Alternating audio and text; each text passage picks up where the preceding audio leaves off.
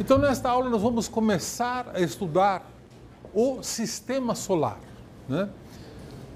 Para estudar o sistema solar, nós vamos dividi-lo em diversos segmentos. Vamos começar estudando o Sol, que é o corpo central de maior massa e maior luminosidade do sistema solar. Depois nós vamos estudar os planetas rochosos, os planetas gasosos, os planetas anões, asteroides, cometas e assim por diante, né? Então, agora nós vamos estudar as propriedades, algumas propriedades observacionais do Sol, e na próxima aula nós vamos estudar a estrutura do Sol, a estrutura interna do Sol, tá? Em particular com ênfase de onde vem a energia do Sol, né?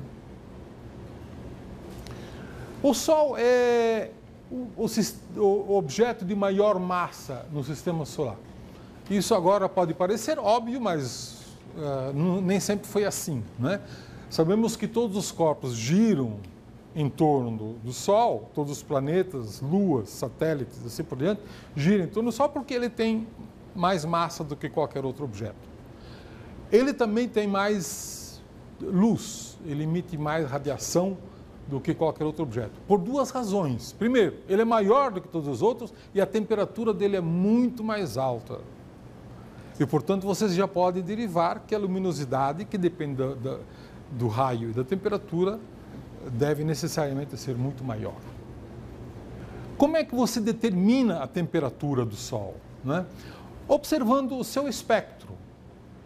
O gráfico da intensidade da radiação do Sol em função do comprimento de onda, aqui nós estamos em 500 nanômetros e 1000 nanômetros, que é a faixa em que ele emite mais, nós vamos tentar, então, reproduzir este gráfico por uma simples lei que nós chamamos lei de corpo negro, que é uma função chamada de função de Planck. E a partir disso nós podemos então determinar a temperatura do objeto. Então nós dizemos que a temperatura efetiva do Sol é de 5.777 graus Kelvin. Pode parecer uma temperatura extremamente alta para nós. Para um astrofísico é uma temperatura média, né? Grande número de estrelas tem temperaturas mais altas, algumas muito mais altas. Grande número de estrelas, na verdade em número maior ainda, tem temperatura menor do que o Sol, né? Então a temperatura de 5.777 graus Kelvin não é uma temperatura muito especial no contexto da astrofísica. Sabemos também que a luminosidade do Sol está muito bem determinada. Às vezes nós chamamos isso de constante solar. É a luminosidade do Sol, né? 3,8 vezes 10 na potência de 26 watts. É muita energia, né? A massa dele é cerca de 2 vezes 10 na potência de 30 quilogramas. E o raio é de 1,39 vezes 10 na potência de 6 quilômetros. Vocês podem até rapidamente fazer um exercício, né? Sabendo o raio e sabendo a luminosidade, qual deve ser a temperatura. E aí vocês podem derivar daí a temperatura. Ou se vocês sabem o raio, que pode ser medido, e a temperatura, que pode ser medida, qual é a luminosidade que vocês esperam? E comparar com o que é observado, né? Então essas são as propriedades básicas do Sol, e eu repito, elas são grandezas muito grandes no contexto do sistema solar. Não há nenhum corpo outro do sistema solar que se aproxime disso. Mas no contexto da astrofísica, né, na nossa galáxia, existem bilhões de estrelas com valores maiores do que isso. Existem mais bilhões ainda de estrelas com valores menores do que isso.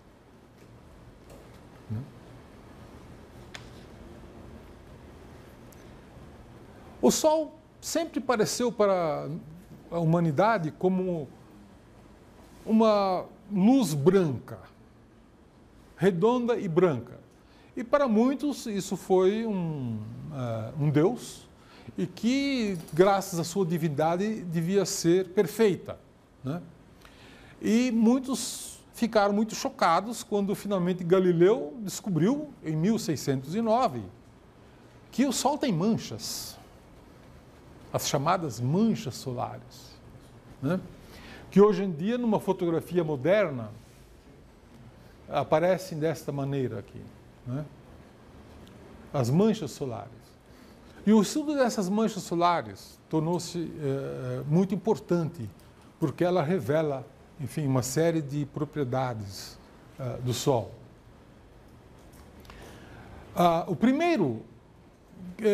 Uma primeira dessas propriedades do Sol foi derivada pelo próprio Galileu. Observando diariamente essas manchas, ele concluiu que, por causa da maneira como as manchas se movem, que o Sol gira. E concluiu que ele gira com um período de aproximadamente um mês. Isso já o próprio Galileu havia determinado, né? Hoje nós sabemos que o período, de fato, é de 25 dias no Equador, mas, à medida que você se afasta do Equador, esse período aumenta. E quando você chega a 80 graus do Equador, esse período é de 36 dias. Então, existe uma rotação, sim, mas é uma rotação diferencial. Ele é muito rápido no Equador e bem mais lento nos polos, próximo dos polos, né? Galileu, então, estava aproximadamente certo, né? Essas diferenças foram descobertas mais tarde, né? Exatamente no Equador, o período é de 24 dias e 16 horas, né? Aproximadamente 25 dias. Certo? A frequência das manchas solares que passaram a ser observadas desde o tempo de Galileu, ela tem uma distribuição muito interessante. Vocês vejam aqui a frequência em função do tempo nos últimos 250 anos, né? Aqui é 1760, 1840, 1900 e o ano 2000. Então, vocês vejam que a frequência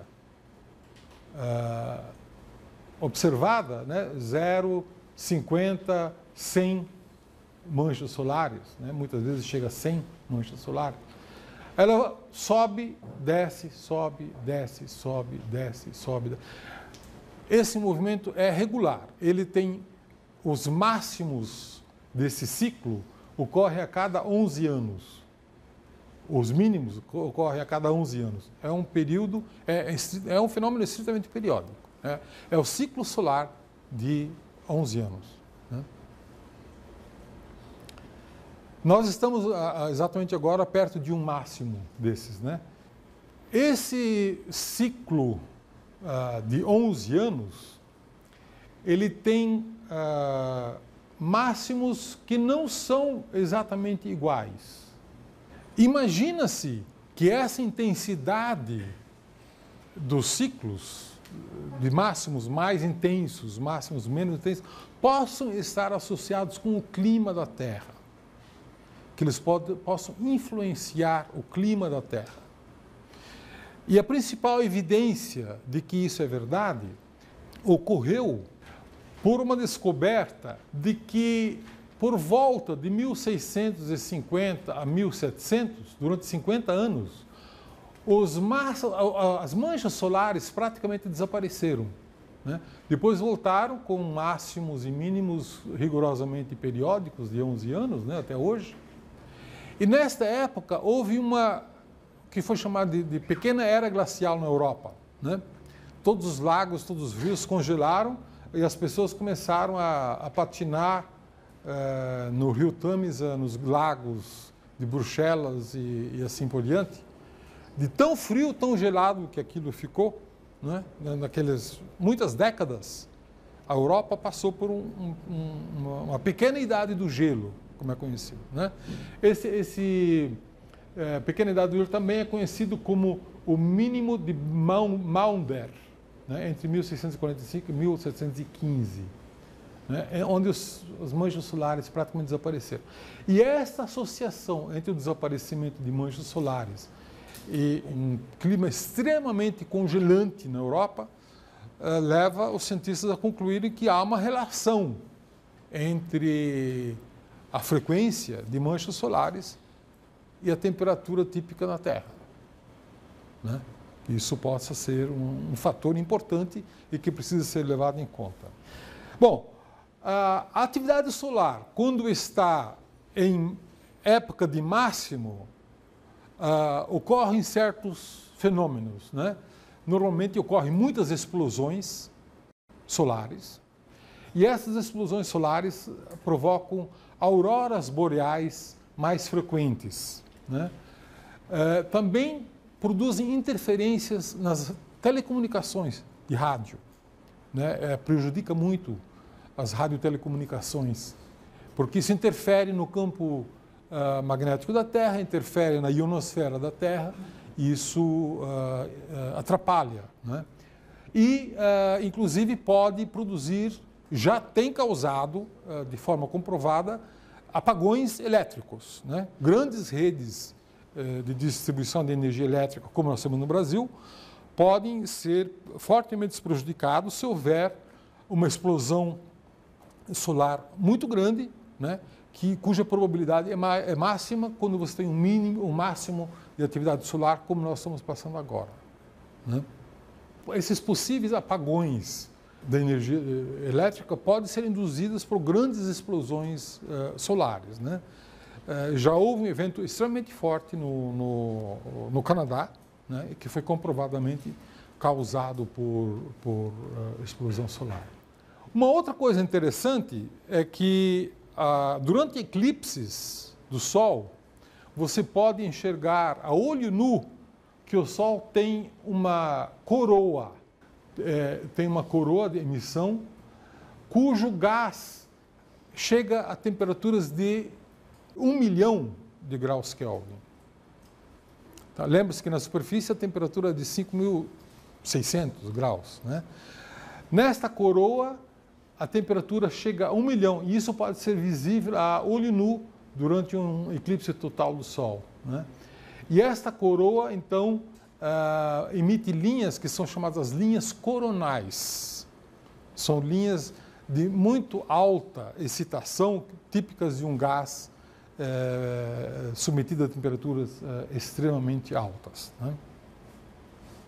Bom, vamos agora estudar um pouco mais as explosões solares que são associadas às manchas solares.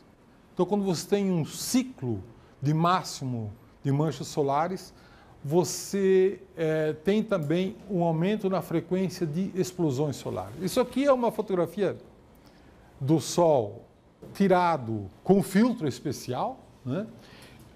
Então você veja que nesse filtro especial as manchas solares parecem mais brilhantes, na verdade elas são mais frias, né? E de repente surge aqui uma explosão gigantesca, muito maior do que o planeta Terra, de radiação. Aqui vocês veem algumas outras dessas explosões, vocês veem como essas estruturas podem ser grandes, né? E aqui, para só ter uma ideia, aqui seria o tamanho do planeta Terra. Né? Muito bem, eu vou passar agora 2 vídeos onde vocês podem ver essas explosões solares acontecendo. Tá? E vocês veem, esses vídeos são recentes, eles foram feitos por naves espaciais que foram construídas só para observar o Sol e só para registrar essas explosões solares. Né? Essas explosões, elas parecem um pouco, vejam essa aí. Vejam a quantidade de gás que é expelido, né? E a proporção gigantesca, quer dizer, você tem nuvens expelidas que ficam de um tamanho típico do tamanho do Sol, né? A origem dessas explosões, ela está associada ao campo magnético. Normalmente você tem campos magnéticos irregulares, né? E quando esses campos magnéticos, um polo positivo magnético e um outro polo negativo, quando eles se encontram, eles se recombinam e liberam uma grande quantidade de energia, e essa energia, então, ela é percebida como uma explosão. Então, ejeta toda essa quantidade de energia para o espaço, né? Quando você tem essas explosões realmente muito grandes, você vê que a matéria, e a matéria aí é basicamente gás hidrogênio ionizado, né? É um plasma, nós chamamos isso de plasma, né? Basicamente de gás hidrogênio. Isso é jogado no espaço, e se vocês prestarem atenção, a explosão que joga é seguida por uma queda, uma espécie de chuva de volta, né? Mas grande parte dessas partículas, ou uma fração dessas partículas, vai para o espaço e atinge a Terra, né? E só não atinge a Terra, a biosfera e a nós em maior quantidade porque a Terra tem um campo magnético que nos protege. Agora vamos ver. Nós fizemos aqui uma tour pelo Sol, né? Um tour pelo Sol e vimos várias explosões. Agora nós vamos focar numa explosão só. Tá? Eu vou passar um vídeo que foca uma explosão só e vocês vejam como essa explosão pode ser impressionante. 19 de julho de 2012. Ocorreu esta enorme explosão aí, né? Vocês vejam que existe uma explosão principal, né? Mas existem várias explosões aí paralelas, secundárias, e aí o planeta Terra, se estivesse lá, ele seria desse tamanho, né? Ele está na escala do planeta Terra. Vocês vejam que essa explosão é muito maior do que o planeta Terra, né? Isso para vocês terem uma ideia precisa do tamanho do fenômeno, né? E aí parece que está chovendo de volta, e uma chuva que durou bastante tempo, né? Bom, fundamentalmente, né, como eu havia dito há pouco, né, vocês podem se perguntar a origem dessa energia, porque evidentemente uma enorme quantidade de energia que é liberada muito rapidamente, né? E a origem, a ideia que você tem atualmente é que a origem dessa energia seja magnética. Tá? É a liberação de energia magnética acumulada naquela região. Bom, agora aos poucos vai se desfazendo, né? A chuva de matéria de volta está diminuindo e a explosão finalmente chega a um fim. Então, as explosões, em geral, as manchas são associadas a fenômenos magnéticos, né? Então, são essas regiões onde essas reconexões de campos magnéticos ocorrem e por isso que as manchas são as explosões estão associadas às manchas. E quanto maior o número de manchas, maior o número de explosões. E é por isso que a cada 11 anos o número de explosões aumenta. Tá certo? A cada 11 anos, né? E agora nós estamos exatamente vivendo uma época dessas de máximo de número de manchas e de máximo de número de explosões solares e também de um máximo de risco, né, de explosões solares, né, associados a isso, né.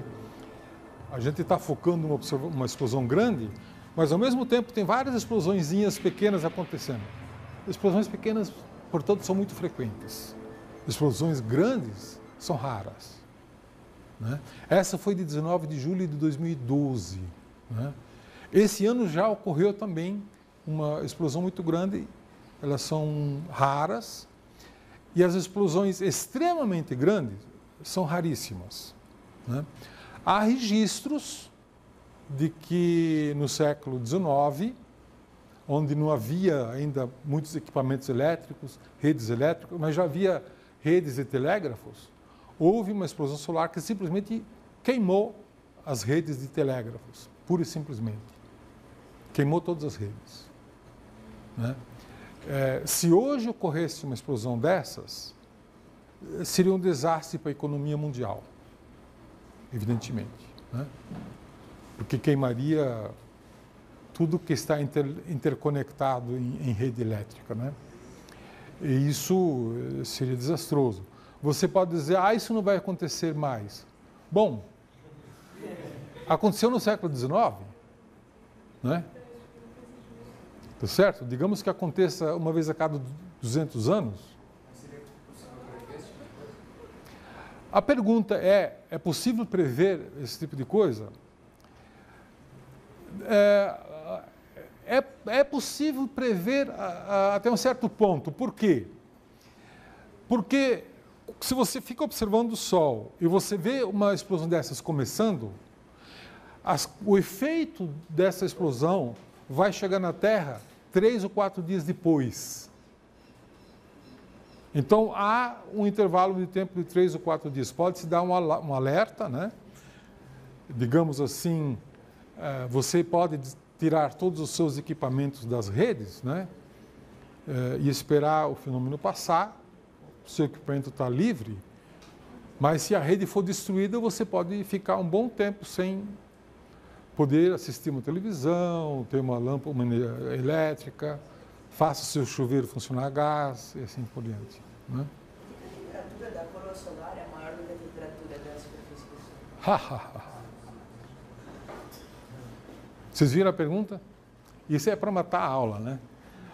Por que a temperatura da coroa do Sol é 1 milhão de graus, enquanto que na superfície, a superfície é a fotosfera, que nós chamamos de temperatura superficial. É a temperatura da fotosfera, de onde saem os fótons que nós detectamos. Né? Essa é a fotosfera. É de apenas 5.600 graus. Né? Bom, ao certo, não se sabe ainda. Né?